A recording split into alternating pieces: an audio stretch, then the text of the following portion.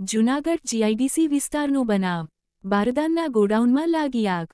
Fire ફાઇટરની 3 ગાડીઓ સ્થળ પર પહોંચી પાણીનો મારો ચલાવી આગ પર કાબૂ મેળવવા કરાયા પ્રયાસ. આગ લાગવાનું કારણ હજુ અકબંધ. સદનસીને મોટી દુર્ઘટના ટળી.